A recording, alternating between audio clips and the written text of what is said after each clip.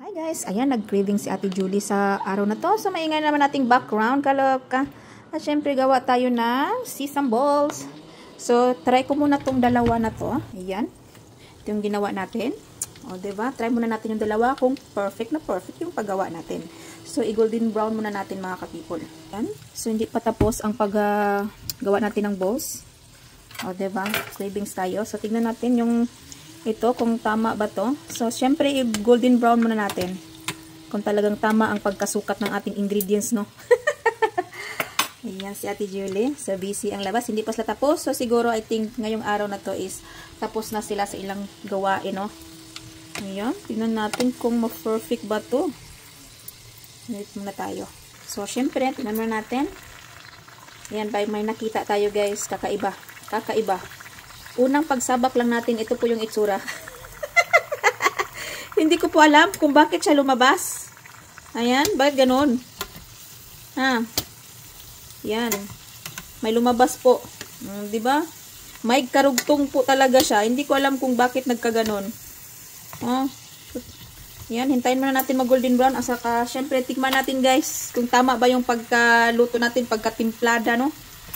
Yan, yung nag-grabbing ka, ano-ano na yung nakikita mo sa kusina. At hindi ko alam kung bakit na may ganito. Naging ano na, naging ulo na guys. Tapos ito yung tiyan. So we will see. Ayan ang nangyari guys. Parang kakaiba na tong balls natin. Ayan, parang naging swan na to, naging swan. Tingnan nyo, oh, may ulo. Ayan, makintiyan. O diba? Ayan po ang nangyari. Ano ba nangyari dito? Tignan nyo. Parang naging swan, imbis na maging balls na siya, maging, yan, ang nangyari, naging swan. Tingnan nyo naman, oh, para may nguso na. Kaluka, ano ba to? O, diba, naging ganito na siya, guys. Nakita nyo? Kaluka, ito lang yung na, ano, ayan, ito lang yung naging konting circle. O, ito, parang naging, ano, naging itik. Tingnan nyo naman. Ah! O, ano nangyari dyan? Naging itik na. O, diba? Naging itik na po. Hindi na po siya balls. Naging itik na. Kaloka. Wala, crabbing pa more. Ganyan po ang kaganapan, no? Kakaiba ang lumabas ng isa. Yan, bumutok kasi siya. Tingnan mo naman, naging itik. O, may simud pa. O, may bibig pa. Ay, kaloka. Tingnan nga natin. Tikman natin, tikman. So, ayan ang nangyari. Nakikita nyo naman.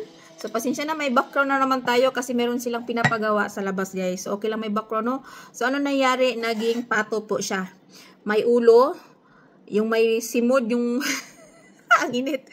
Lumabas yung ulo, guys. At syempre, ayan po siya. Imbis na maging balls, ayan, yung balls natin, hindi talaga siya as in circle, no? So, ganyan po ang nangyari. Ayan, nakikita nyo, naging pato tuloy.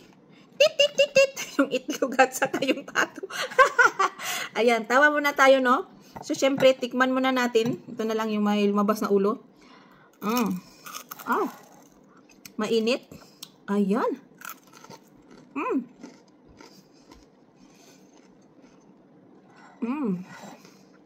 Crunchy. Yan siya. Ayan. Yan yung loob. Walang laman, di ba?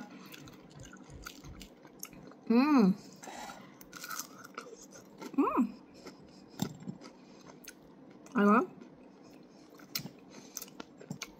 Walang laman. Hangin lang po.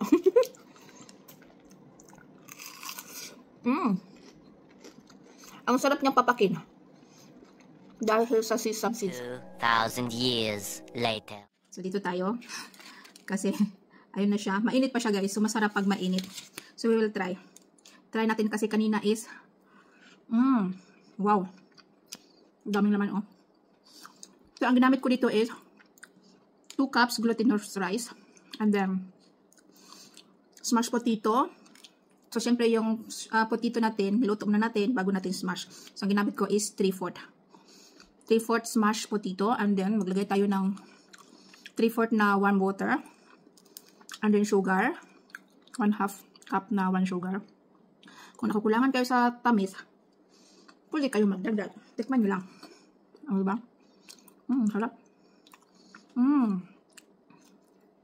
So, in-adjust ko lang yung sugar. Kasi ayoko maraming Ayaw ko yung matamis, di ba? So kung gusto niyo ng matamis, at nakukulangan kayo, pwede kayo mag-add. Diba? Ay, masarap. Ayun. So, nagka-crab si Ate Julie ngayon. Kaya, napaluto tayo. Ang sarap ng sisam. Ngayon naman, grabe. Buti na lang, meron tayo sa kusina. Kaya, nakakagawa tayo nito. Ang sarap. Malambot. Tingnan nyo, Tingnan po siya. Grabe. Perfect. Kanina una natin luto, hindi siya naging perfect. Pero ngayon, perfect siya, guys.